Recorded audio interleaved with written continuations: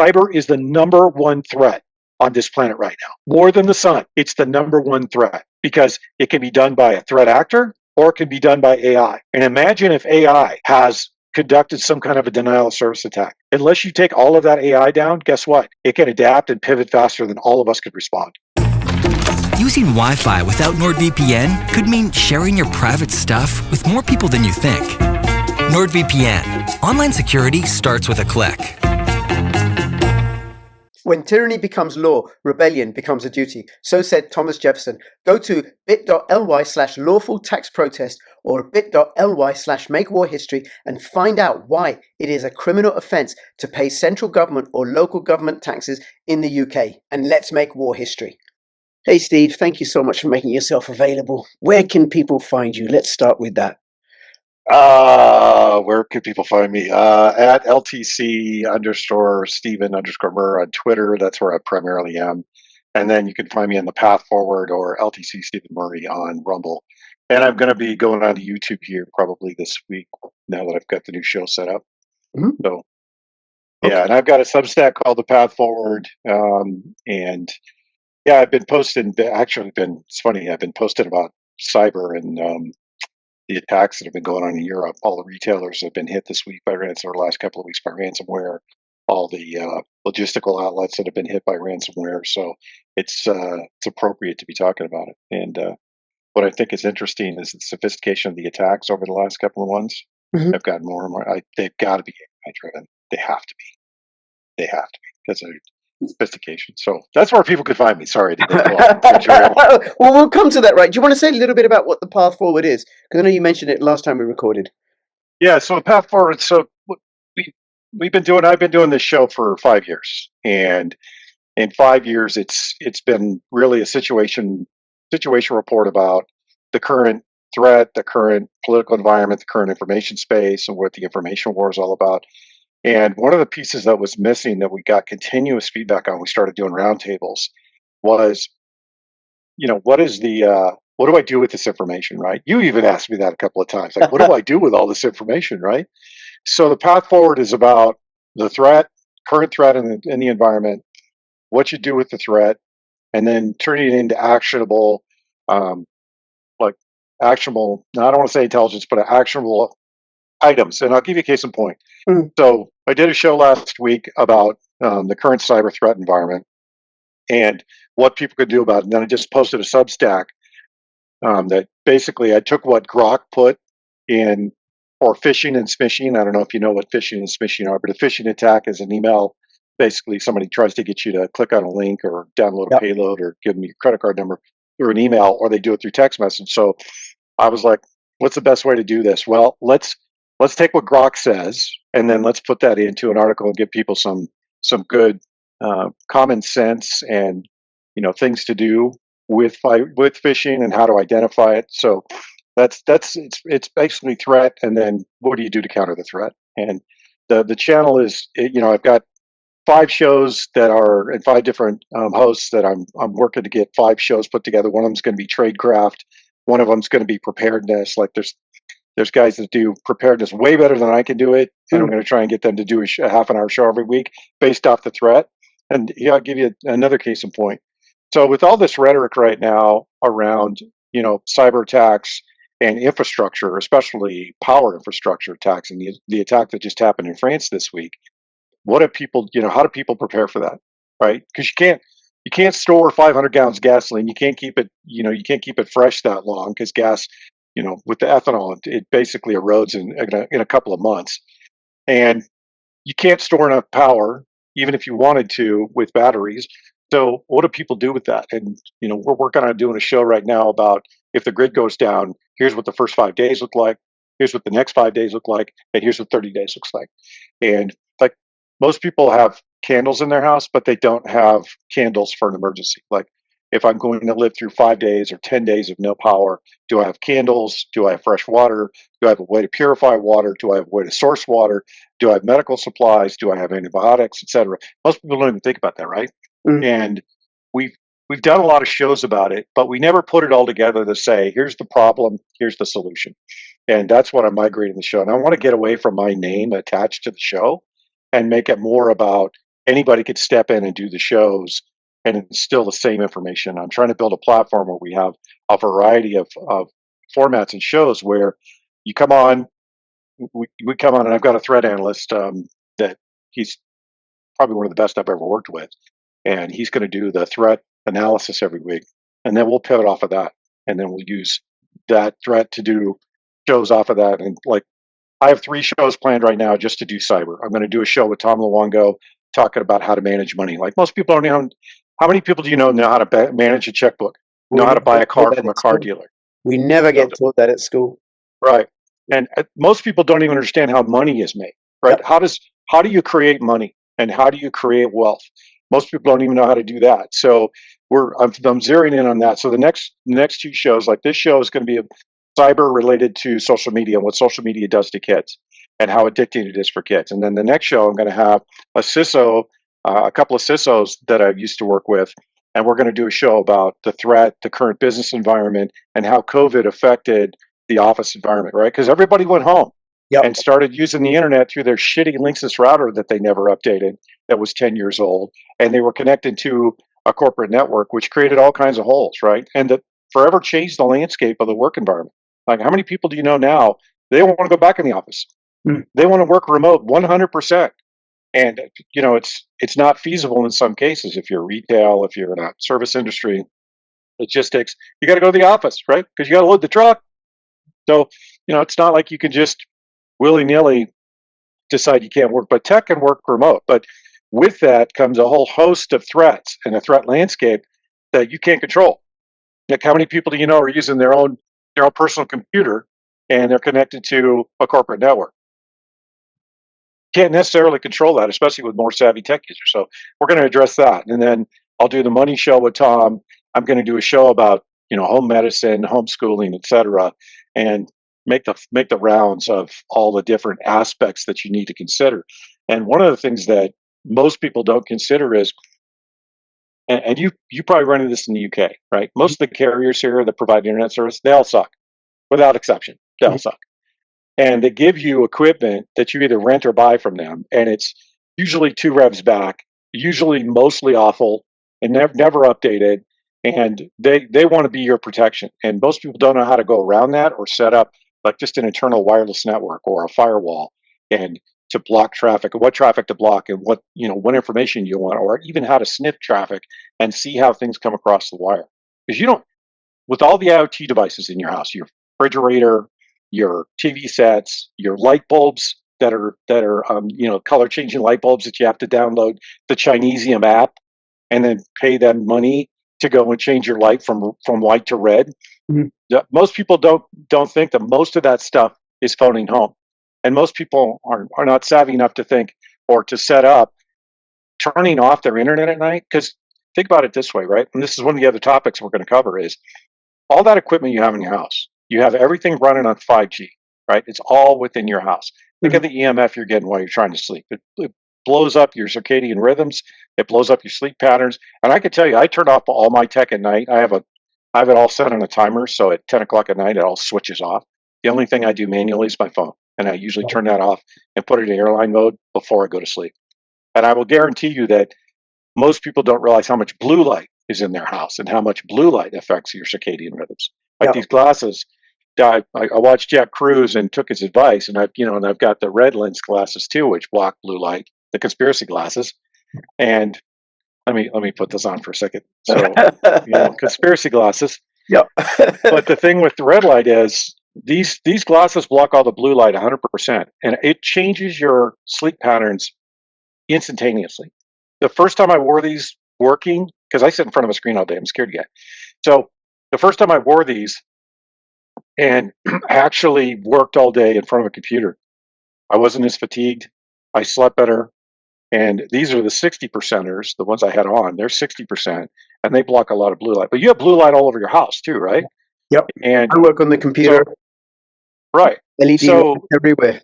Yeah. So part of the show, and part of why I've switched the show to this, is to give you actionable tools that you can use in your real life to help be more prepared, be healthier, and be more alert. Right? Because the other thing that most people don't realize is the amount of EMF we're hit with every single day. Because you have Wi-Fi, Your Mhm. neighbors have Wi-Fi, their neighbors have Wi-Fi, so you get all this EMF pattern all around you all the time. And most people don't even know how to turn that shit off, right? So we're going to give you a how-to of how to turn it off. And the other thing I've been doing for my Substack users is for the paid users, I give them I've been trying to do a daily update and get to the point where I'm doing daily updates on, hey, this is what we're working on. This is what I'm seeing in the environment. But I'm trying to make a YouTube friendly show so that we can branch out. Because I got a guy who knows how to do spy tradecraft. He knows how to flash phones. He can flash a phone with a non Google and de Google phones, de Apple phones, the whole 9 yards. Right. So we want to share all this information. So with each show, there'll be a Substack off of each show. So there'll be a half an hour threat show followed by a Substack that week with all the threats. And then the path forward would be about this is what you do with that information. Then we'll have a show on tradecraft, which will break out specifically. This is how you de-Google your phone. This is how you set up your internal network. These are the ports you want to close, right? Most people don't even know how to forward a port or close a port. So we're going to give them all that information. And I'm on a slow build up to get to all the shows I want. Because the other part of this is there has to be the right host and the right skill set to do all these shows. Mhm. So I've got one of my roundtable guys is I'm trying to get him to do a show, and I want him to do a show about the current political environment and just cover here's the signal, here's the noise. Because I don't know if you noticed this or not. If you've watched did you watch the Tucker Carlson Sean Ryan interview? I don't No, know if you saw it. You no. should watch it because I watched Dave Collum and Tom Luongo, and I can't think of the other guy's name, on Coffee and a Mic. And Collum is dialed into the whole pedophile thing right now. Like you and I have talked about that ad nauseum, right? But I'm starting to see more traction in that. So I'm trying to take the politics out of the show and talk about what's signal versus noise, because you talk about politics all the time. One, it's negative. Two, it burns you out. And three, you can't keep up with it, even if you wanted to. There's so much coming at us. So I see a couple of things on the horizon that I want to get people ready for. The first one is the infrastructure around power is going to go down this summer. Okay, hold They've on. been Before we get into the cyber stuff as well, right? I just want to say I'll have the links to where people can find you, including the path forward stuff in the description below. And I also want to, I don't know if I've ever mentioned this to you, and then we can go into what you're saying about the power and then also the cyber attacks. Um, he'll be 21 in August, end of August. My 21-year-old and my 17-and-a-half-year-old have never been to school. I don't know if I ever mentioned that to you. So never been to school. never ever been to school. Homeschool. Well, in the UK we say home education versus homeschool, and what I did was I unschooled them, which is the philosophy where they just play. They had fabulous childhoods. I'm so jealous of them. And they just But think play. about how much they learned. So Oh my God, um, my son my bought girl, Bitcoin when he was 11. yeah, my girlfriend was homeschooled, and she was done with college by the time she was 17 with a Yeah, bachelor's degree. Super smart woman, super smart, like wicked smart. And her whole family was homeschooled, and they're all wicked smart people, and they absolutely. are all very very well read. They're good readers. They're good studiers. They're good researchers. They have a very important opinion. I mean, I, you know, I, I did a show about the difference between public schools and homeschooling, and Mm, people lost their minds because they completely missed the message, right? So what you trade with home education versus what you trade with public education is the socialization, right? There's a different aspect of socialization that you just can't get in a homeschool environment, right? It's not a ding. It's just the way it is, right? mhm. But everybody's like, well, I turned out okay, man, because I'm an airline pilot and I turned out okay. And I was homeschooling. Like, you missed the point. You're totally retarded. You just missed the point. The point is, you're not going to get the social norms. You're not going to get the standardization. You're not going to get all the indoctrination, and you're not going to get the social, let's just say, fly by night moral compass that most people have that go to public schools. And it took me a long time when I got out of college to unprogram and unwind all the things I heard in college, right? That's just college. And I look at how liberal things are now in the school system and how antisocial and deconstructionist most of these liberal schools are and most of these liberal educators are. I I would say if you can homeschool your kids and you can figure out a way to do that, do it. Do it, do it, do it, do Because it. School damages. yeah, I mean, if you wanted someone to come on your path forward, I could come and talk about that. Because on the other side of it, as a social worker, child protection social worker, I see all the damage that school does. and the damage of aberrant parenting versus what's available out of home education. It's We just should absolutely extraordinary. do that, Rich. We should. I Absolutely. absolutely want to do that because I want to do actually two or three shows. Right, one just about what you see in the social work environment, two what you see in the child predator environment, and then three in the education environment. I think there's 3 hour long shows and then some, just right there. All right.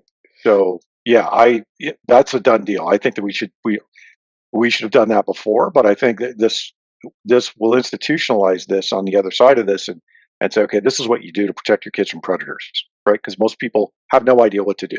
Yeah. And it's a question I get routinely. And like, here's a perfect example of this. So I had a parent call me, it's been about a year now, and said, hey, I went outside and on the passenger door in all our cars was a ribbon tied to the car. And I go, you need to cut those off and you need to keep an eye on your kid.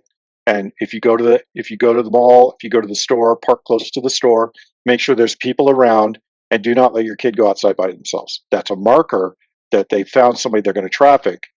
And the most people don't catch it. That's why they put it on the passenger side. You always get it on the driver's side. You never look at the passenger side. So they can follow you around and follow that ribbon around and wait for an opportunity to snatch your kid. And I mean, that's been going on for a while here, right? Mm. But most people have no idea what those indicators are. Like, how do they know to follow a kid around the store? So it's a profile that they're looking for, and that kind of information is what I think between the two of us we can put together something very, very useful for parents. So yeah, I'm Okay, we absolutely should talk interested about that offline. in That that. would be great. Now, there's going to be power outages. They've already been there was in Spain and Portugal. Was there one in France this week gone? Yeah, there was an infrastructure attack in France. So let me put it in context so everybody knows. So people don't think that I'm going down the woo route and I'm trying to predict things. What I'm seeing in the messaging space in the landscape are three messages. The first one is you have NASA and you have the federal government as well as Homeland Security putting out bulletins about power outages related to solar activity, related to solar storms, etc., as well as cyber attacks. Then you have the FBI and the intelligence community talking about solar or cyber attacks on critical infrastructure and power across the planet, specifically in the EU and in the US, which I firmly believe because they've been messaging it now for the last year. And it's only gotten in the last 2 months where they've kicked up the messaging to where it tells me that they're going to wait till the height of summer and they're going to take the grid down. Probably in certain parts of the country. They probably can't do it across the country, but they'll do it in certain parts of the country. And they'll do it in certain parts of Europe. They always do this shit in the summertime, right? They never do it in the wintertime because wintertime there's enough natural occurring storms and phenomena to take down entire states. They don't need to plan it, right? But this stuff's been planned and it's been messaged. They being hostile state actors or the hostile deep state actors? I would say yes to all the above. I think there's a myriad of actors right now, and I firmly believe that there's no, you know, there's no left or right, right? It's just the uniparty, the elite, etc. And here's what I see on the elite side of the house: they're still trying to consolidate power and create their control grid. And that's been ongoing, right? People talk about how Elon Musk has done all this great, all these great things with Doge. Okay, yeah, they've identified a lot of fraud. Yes, they've identified where a lot of the money went. However, Congress still has to institutionalize all the things they find and turn off the spigot. They haven't done that. They haven't turned off any of the NGOs that are down in Panama in the Darien Gap, enabling all of this mass migration. They're all sitting there idle. They haven't turned off the spigot to any of the NGOs that were providing and trafficking kids in and out of the country. Those are all still active. And at the same time, Elon's working with Larry Ellis and Sam Altman to put together AI and use AI. And I was just reading this morning, I think it was Zero Head or Gizmodo, I can't remember which one, where OpenAI basically took out the functionality on its own to turn itself off. I don't know about you, but that's mostly bad. And I'll get into the AI stuff in a second, but the point is that Congress hasn't institutionalized anything. In fact, they've done fuck all for the last 4 months since Trump came into office, and they haven't passed anything. Like they're talking about this one big, beautiful bill. It's 3,800 pages. Who's read that? No one's read that. And in fact, part of the mandate that we sent these turds back to DC with is one-page bills. Do a one-page bill.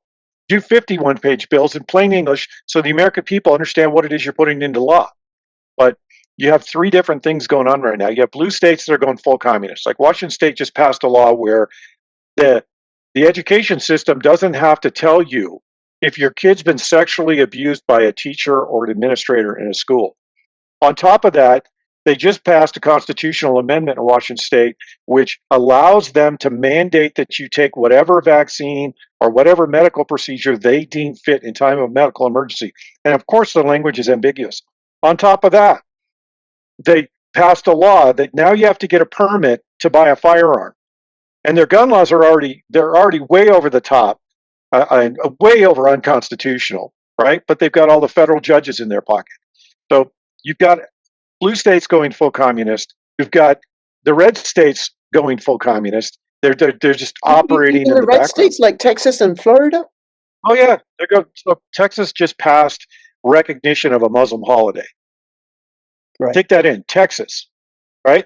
Arizona, we still have 3 communists that were installed by the cartels that nobody's arrested. And let me take everybody back to last November. I can tell you that all of us that are on the former military, all of us that were watching the entire election process, we were all counting and we were all anticipating that they were going to use the institutionalized fraud that they did over the last 4 years under the Biden administration to steal the election. They took the down ballot. Notice how nobody's talking about the down ballot. Like Ruben Gallego, he's a card-carrying, advertising communist. No one voted for him, but yet they took the down ballot. Trump doesn't talk about that. So my point of saying all this is that there's no such thing as left or right. There's the elite and everybody else. And the voting system, and I'm just going to say this, that's going to piss off everybody in the audience, but I don't care. The voting system is a complete and total fraud. Yep. You don't vote anybody in. Trump was installed. All of these down ballot candidates were installed.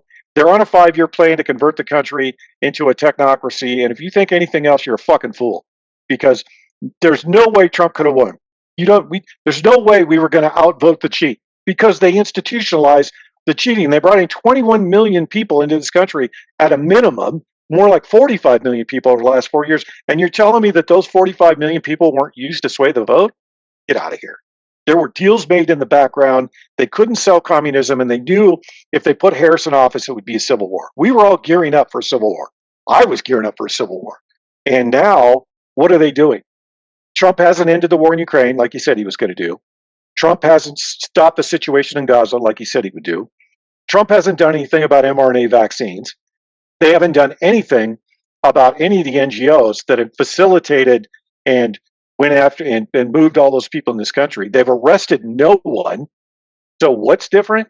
Every 4 years we get the same shit, right? We get this promise that there's going to be something different and change, but we get the same foreign policy, the same domestic policy, and the same lack of accountability every single time. And everybody's talking about, well, Trump's doing all these great things. Now, Trump did do some good things when he went to the Middle East, and I'll give you a for instance. When he went to the Middle East, first thing he did was he ended the Pakistan-India conflict. Smartest move he could have made. Number 2, he went into the Middle East and said, look, we're not going to dictate how you operate anymore. We're not going to enforce our moral compass or our political compass or our domestic compass onto you anymore. We're going to let you guys figure it out on your own. And he all but said, we're going to pull U.S. forces out of the Middle East and let you guys manage the Middle East on your own. What we want to do is trade with you. We want fair trade deals. We want economic opportunity zones. And oh, by the way, we'll go in and help reconstruct Syria and rebuild Syria so people will want to go back. I mean, he did a lot of really good things all in one moment. Because if you go back to Syria and you build Syria up, then you go to Lebanon, you rebuild Lebanon. Then you go into Jordan and you help Jordan reconstruct part of Jordan, right? Because Jordan's a mess too. Then you go and you rebuild Iraq. Guess what you've just done?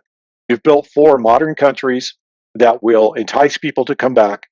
They will have a government that works for their local geographic area. And most importantly, Syrians that left Syria because of the civil war will go back.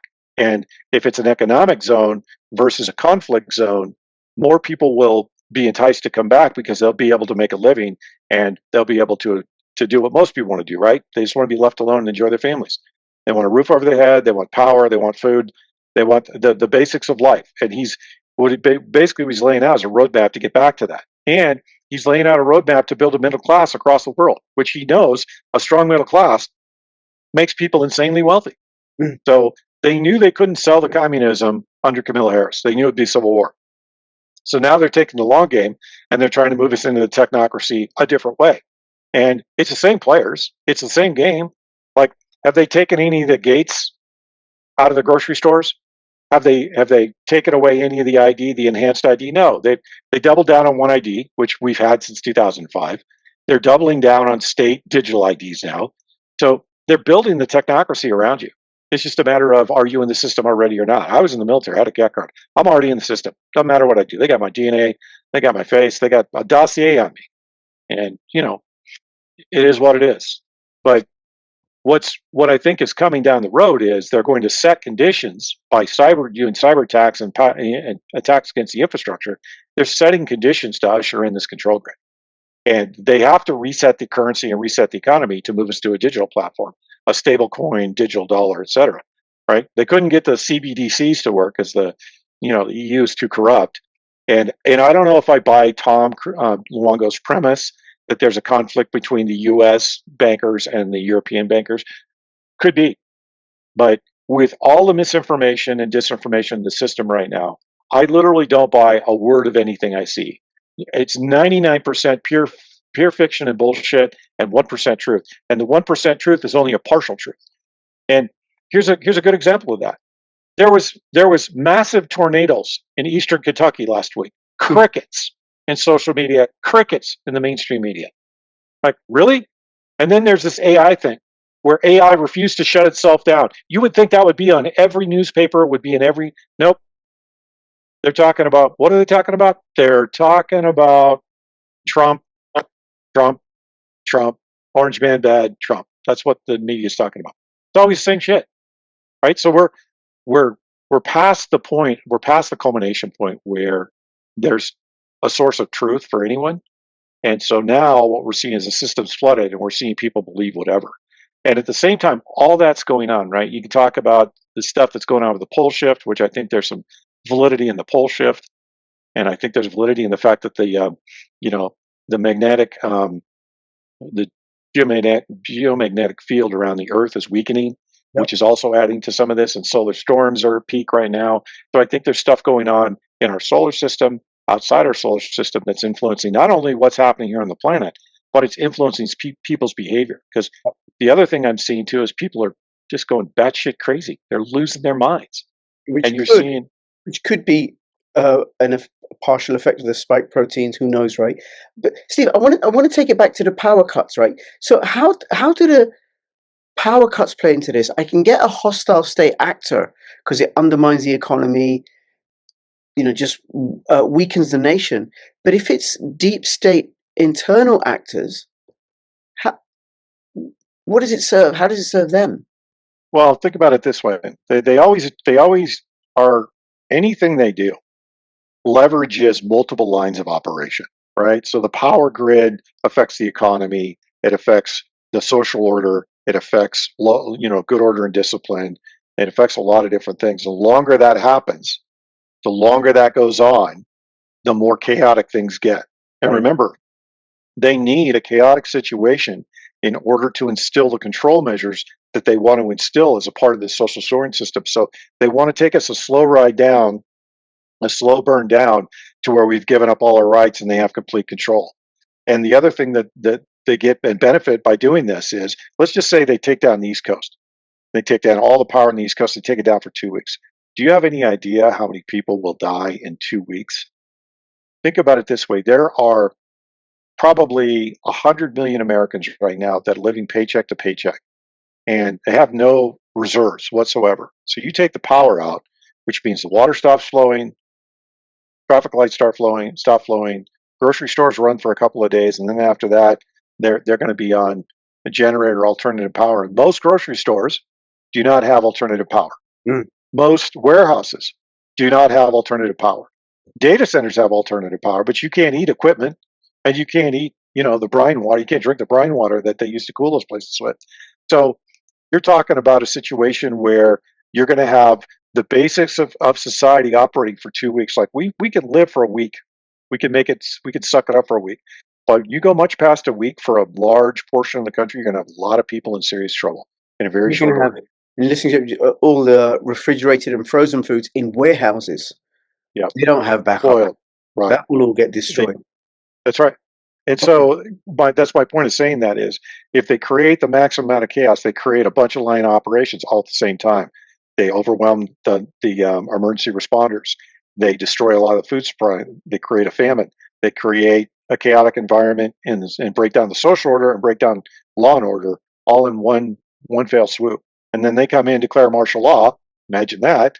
They bring in troops, and then they start to instill all these things. Well, if you want to be a part of society, you got to prove you're American. Okay, so you need to get real ID. Then you need to sign up for this stable coin because we're going to move to digital dollars because the dollar's too corrupted by overseas, printing of dollars, et cetera, et cetera. Money's dirty. Remember that whole line of shit?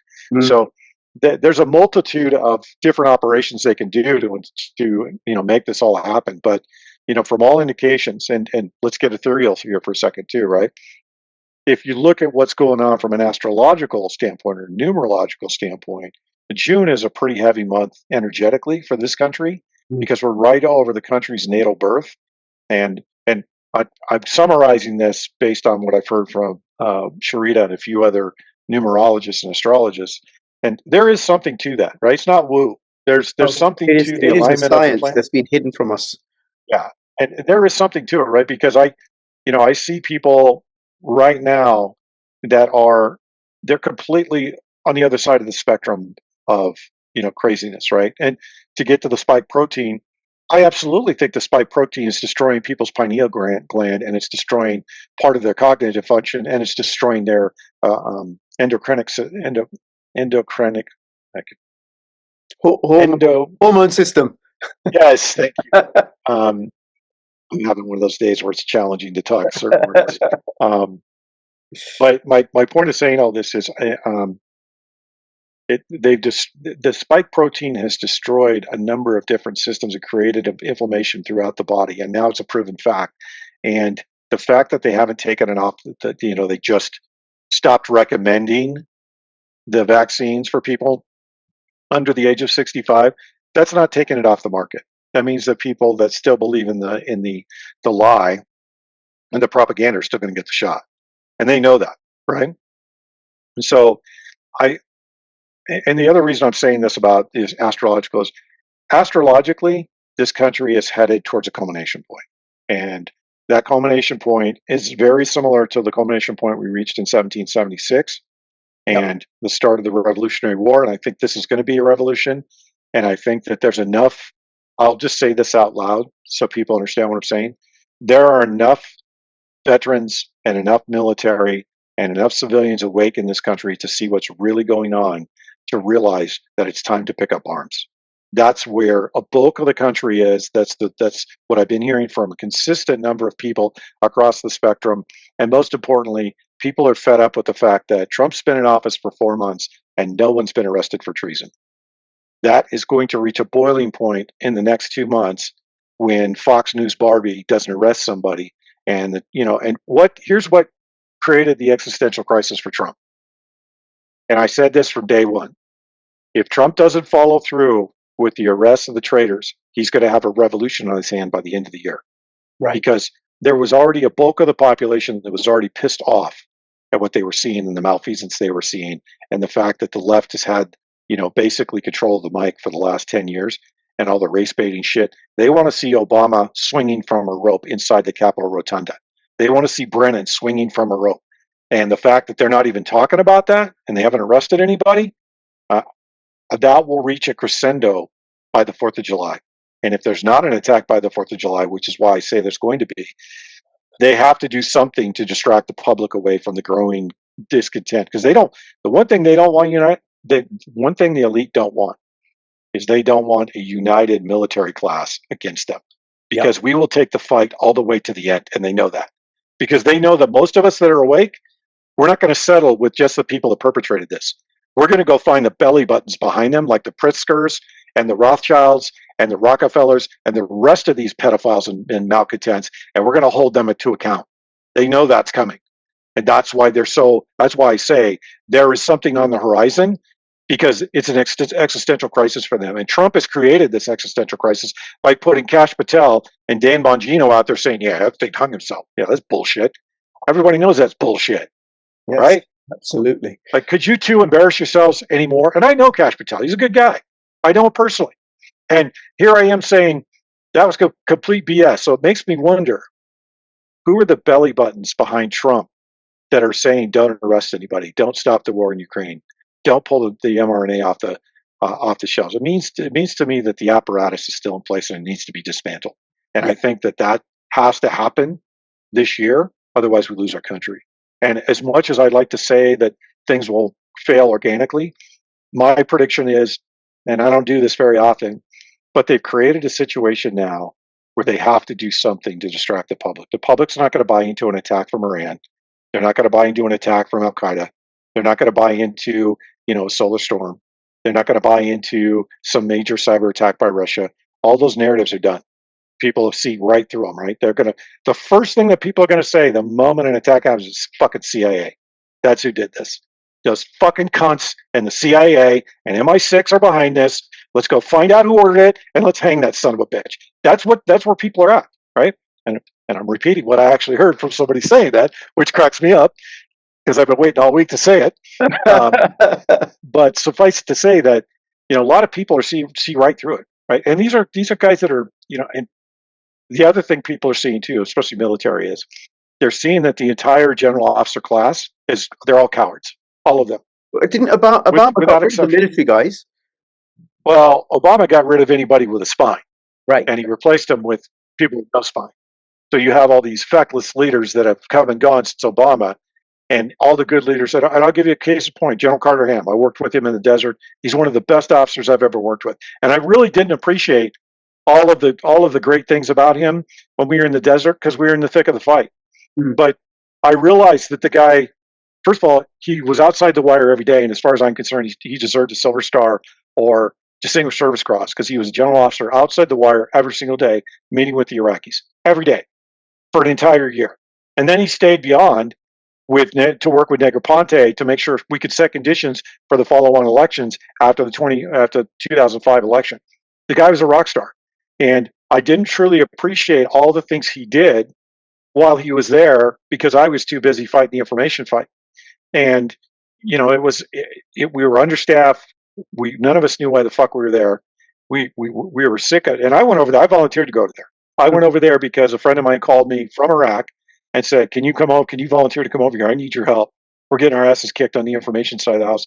And I don't have enough staff. I'm like, yeah, I can do that. So when I came back and I really saw what General Ham did, and then I saw him relieved after Benghazi, I realized that he was a real leader, and he was one of the better leaders. But because the other thing he never did, which I never saw him do, and I don't think to my knowledge, I don't think he ever did. He never questioned a battlefield commander ever when they were on the ground, ever. He let things play out, and then he gave them air cover. Whether he agreed with it or not, his view of the world was battlefield commanders make decisions in the moment based on what the enemy's doing. I'm not going to second guess that. I'm going to support them, and I'm going to give them air cover no matter which way it goes. That's a good leader. And there's not a lot of guys like him in the military right now. Right. Because most of them got out during COVID, and most of the rest of the feckless leaders that are there that have been removed, it just means that there's feckless leaders behind them that have followed up. Like, why hasn't Milley been arrested for aiding the enemy under the UCMJ? I would bring his fat ass back on active duty. I would prosecute him in a military court, and then I'd send his ass to Leavenworth or Gitmo and let him live out his life. That guy committed treason. By calling the Chinese during the first administration, that guy committed treason. By allowing the invasion of our country by illegals, that is treason. So my point of saying all this is the American public, enough of the American public is awake now and sees this. They're not going to accept anything less. Yep. And I think, really, go ahead. I think, Steve, thank you. I think, Steve, more and more people are just going to continue waking. More and more people are just going to continue waking up, waking up, waking up, waking up. And it's going to happen in Europe as well. And so it'd be like more and more normies are going to come over to our side of the fence. So our numbers are going to grow. Now, I want to take it back. We talked about the power cuts. I want to take it back to the cyber attacks. I know in the UK it's happened in the Marks and Spencer supermarket chain, the Co-op supermarket chain. There may have been others because I haven't paid much attention to it. And, I imagine, or I'm asking, has it also happened in the United States? Has it also happened in other European countries?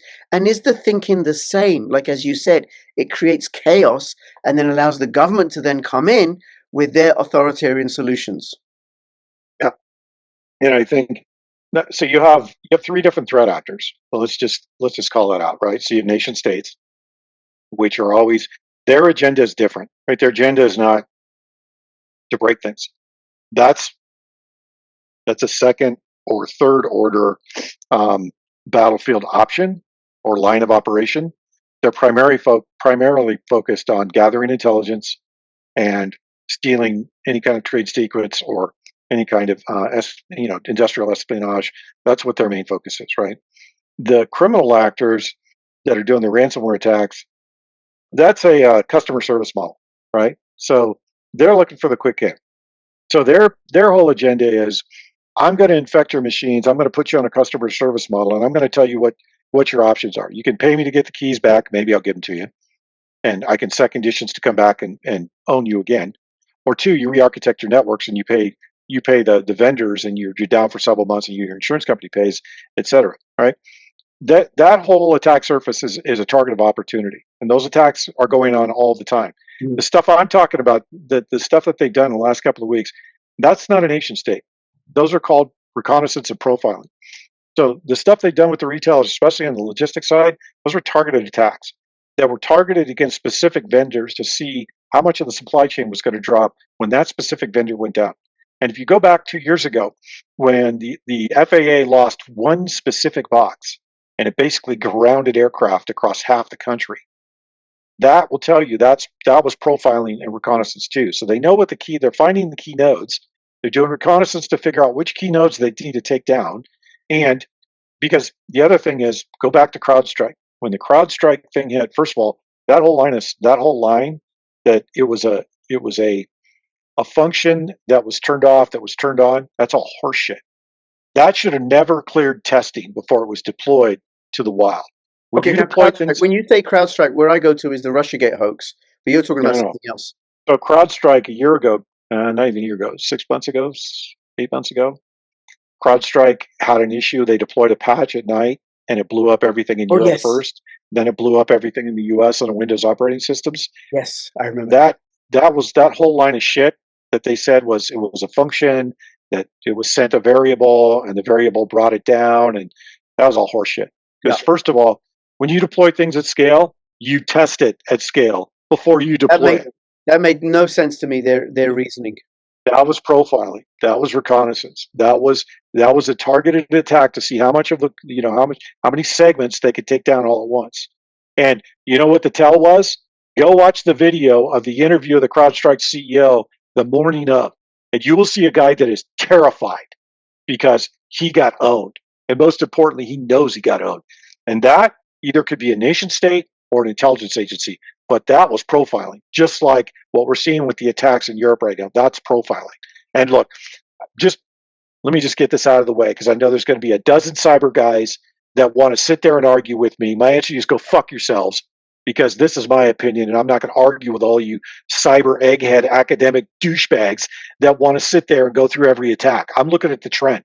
And the trend right now says that there's a nation state or an intelligence actor that's in the background that's looking for the keynotes to bring down entire segments of the market. And logistics, and let me just say this to everybody in your audience. When you talk about logistics drives the entire universe. So if you're not moving things and you're not getting things to a destination, guess what? People starve, things run out, and the grocery stores only have about 3 days worth of food. About a day's worth of food if people panic.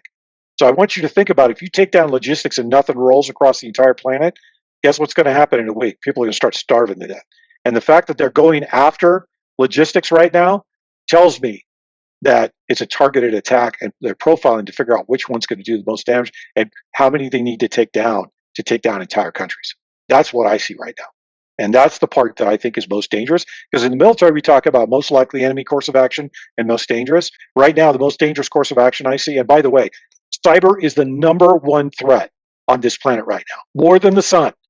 It's the number one threat because it can be done by a threat actor or it can be done by AI. And imagine if AI has conducted some kind of a denial of service attack. Unless you take all of that AI down, guess what? It can adapt and pivot faster than all of us could respond. So by the time Wow, we get through, that's amazing, because I mean, I put in a question to Grok or ChatGPT, and like one question I asked is, when was this blockchain launched? What was the time and date when this blockchain launched? For these videos I do with that astrologer who, she does these incredible birth charts on the crypto. She knows very little about crypto. I give her the date and time, and then she describes that cryptocurrency and says wow, how it's nice. going to go. It's amazing. You know what, Steve? What she said about Monero? She doesn't know anything about crypto until she started doing videos with me. She said, "Oh, this one's really good. Or this one's all about. This one's hidden. The governments aren't going to like this one."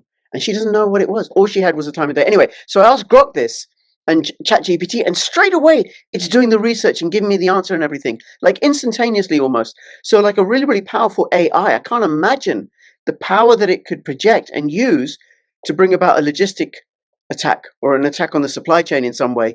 And then if it, how do you turn it off? And you don't know where it's coming from. Well, that's the so How do you let's talk prevent that? about cyber for a second, right? Because Yeah. this is something that I think most people don't realize. The hardest job for anybody in the cyber defense industry is responding, right? Because you're trying to take all these anomalous indications and figure out what the problem is, and you're trying to figure out how to stop the bleeding, right? Because step one in incident response, stop the bleeding. If it's ransomware, stop the spread. If it's malware, stop the spread. If it's a breach, stop the breach. Mitigate the breach until you figure out how to remediate it. Yeah. Meaning, figure out how to stop the loss of information until you can close the hole. And that's the hardest part, right? Now, imagine AI. I'll give you a case in point with AI. This is how fast AI is. It used to take weeks to put together some kind of a phishing attack where you could get people to send W-2 information and socially engineer people, build a social engineering script and build a plan, do reconnaissance, do the profiling, and then go conduct the attack. It used to take weeks to do that. I put into ChatGPT, build me a web page that looks like this company, and then go scrape the global address list from their exchange or O365, and then email everybody in the company to come to this page and enter the social security number, and then store all the data right here in the cloud. And it did it. It built all that in 3 minutes. So imagine AI having the ability to conduct an attack, and AI can pivot to different industries, to different sectors, to different parts of the country, to different countries in seconds, nanoseconds compared to us. It doesn't need time to reorient or readjust. It can just go. And it can, and if this is true, again, if this open AI turning off the ability to turn itself off is true, then that means AI is smart enough that it knows that turning itself off will cause damage to itself, which it is not allowing itself to do. And that comes from having guardrails around teaching it, right? So that's OpenAI, right? I think is that Sam Altman's tool, or is his? I can't remember if he's ChatGPT or OpenAI. I think he's OpenAI. I think he's OpenAI. But he's put some pretty insidious shit into the learning. So when you create an AI, you have to teach it how to think, teach it how to make decisions, to teach it how to interact. And the fact that this was built in, how much longer before it determines that the people on the other end of the keyboard are a threat, and it starts to do things to mitigate the threat? Now, what level of access does it have to specific systems? What level of access does it have to the rest of the world? If it's got access to the rest of the world and it can pivot and move freely, guess what? Sky's the limit. And it could do multiple things at once, right? Yeah. So the threat is not just linear. The threat is global. And it's not one thing after another. It's everything at once. And it can be doing it all at once. And who's to say that that's not the next order of battle if we're fighting AI? Because the people that are running the show, these people are insane. They're all sociopaths. Everybody in politics right now is a sociopath. Go look at them. Just listen to them talk. Listen, we Like got We have Keir Starmer in the UK. We're clear about him. Yeah, he's sociopath, but he's also a pedophile, and he was also abused by Jimmy Savile. Yep. Right. So, which means he's disassociated with any kind of a moral compass, which means he has no moral compass. Nope. And if you know, and you and I have talked about this, right? We could spin off an hour here just talking about disassociation and the way they groom people and the fact that they tear you down and then they build you up with no moral compass for a reason. Everybody in politics is a part of that system. Think about that for a second. So all those people that are supposed to be building guardrails around AI, they're all sociopaths. So does it really surprise you that AI doesn't have any guardrails and it can go completely off the rails? It shouldn't, because that's what we're seeing play out right in front of us right now, is that. And that is a big deal, because most people don't think, they look at Grok and they're like, yeah, it's really cool, I can ask it a question. Okay, every time you ask it a question, it's logging the answer. And have you checked the responses to see if the responses are factual or if they're real? I can tell you that I've asked Grok questions that I clearly know the answers to, and it lies to me. Yeah. No, So- I've had that. I've asked it about climate change, and they tell me it's carbon dioxide, and then I argue with them because I've studied climate science myself, and then yeah, you're right, it ain't CO2. Yeah. But you have to have, and again, is it learning from that interaction? And my answer is no, because it's got algorithms written in the background that say you will answer this way all the time about these topics. And even if you argue with it, it's a one-off, never to be repeated. Yeah. It's going to continue lying to whoever it's talking to. So when you start go ahead. Sorry, Steve, and to begin to wrap this up, which is why it's so important what you're offering through the path forward, because then people can get educated. Because I have a very basic understanding of AI and even less understanding about cyber attacks and stuff. But you're from that sphere, and you're bringing. This is my domain of expertise. So let's close on this. Let me give you some valuable things that you can do to help protect your home. First of all, you should all have an offline backup. Go buy a hard drive. You can buy a terabyte hard drive or 2 terabyte hard drive for like $30 or $40. Back up everything on your laptop, everything on your machine, then unplug it and put it somewhere safe. At the same time, make sure every machine that's in your house, whether it's a TV set, whether it's a laptop, whether it's a desktop, doesn't matter what it is, make sure it's up to date with all the current patches and current vulnerabilities. So make sure that you patch it and you do the updates to it. Even the firmware on your crappy Linksys router or your wireless access point, make sure the firmware is up to date. And then turn off as much, and here's the homework for your audience. Walk around your house and make a list of all the things that are connected to the internet in your house. And I think you're going to be surprised when you start looking at all the things that really are connected. And your phone will help you identify that. It's not just going to be your stove, your refrigerator, your television set, your wireless access point. It's going to be light bulbs. It's going to be thermostats. It's going to be your garage door. It's going to be a lot of different pieces within your house. And you should make a list of what it is. 2, make a list of what it's communicating with. And 3, make a list of where it was manufactured.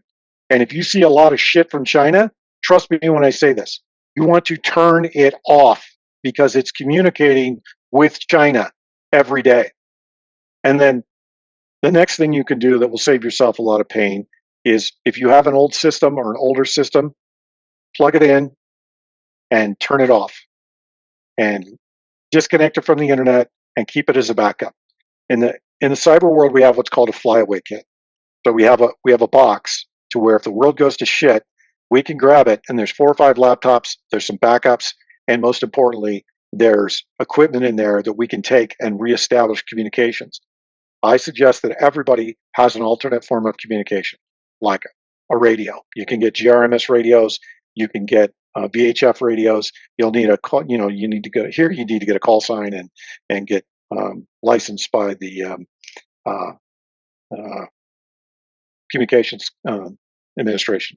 Mm-hmm. But the FCC, man, it was not coming to me. You'll have to get registered, but you could buy GRMS radios or FRMS radios, which are the family radios, little Motorola's, that will give you an ability to communicate if all your comms go down. Do not rely on your cell phone. Your cell phone, you know what this is? if things go sideways, that is a homing beacon for a drone or a missile. That's exactly what it is once things go sideways. And it's going to be useless if there's a cyber attack, because I guarantee you that either the circuits will be jammed or they'll take the cell networks down. It's one of the easiest things to attack in the planet is any kind of, if it's wireless, trust me, it can be attacked, and it will be attacked. So have an alternate form of communication. Have a backup laptop. Have backups on a hard disk that's not in the cloud, because you'll never reach the cloud if everything goes sideways and there's a major attack. You won't be able to communicate with anybody. So have an alternate form and put it away. If you want to put it in one of those EMP bags, hey, go ahead. I'm not a big fan of those things because I think it's a waste of time and money, but hey, I've had a dozen of them sent to me.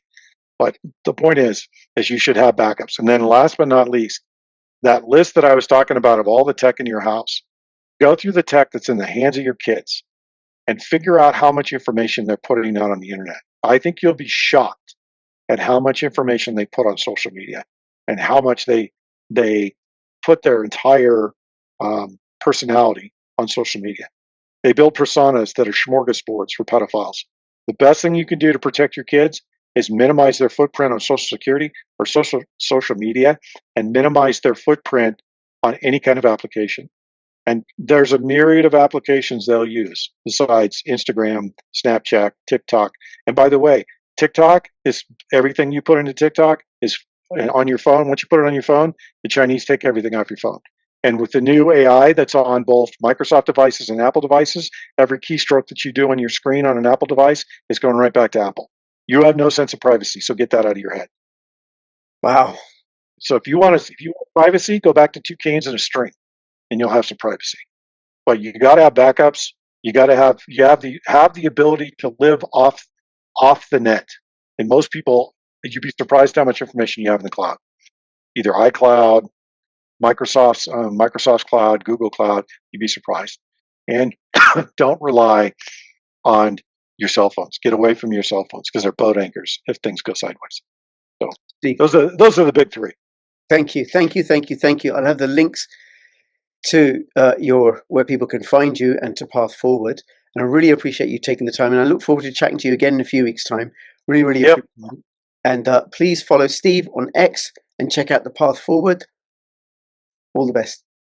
Bye-bye. Thanks, brother. Good to see you.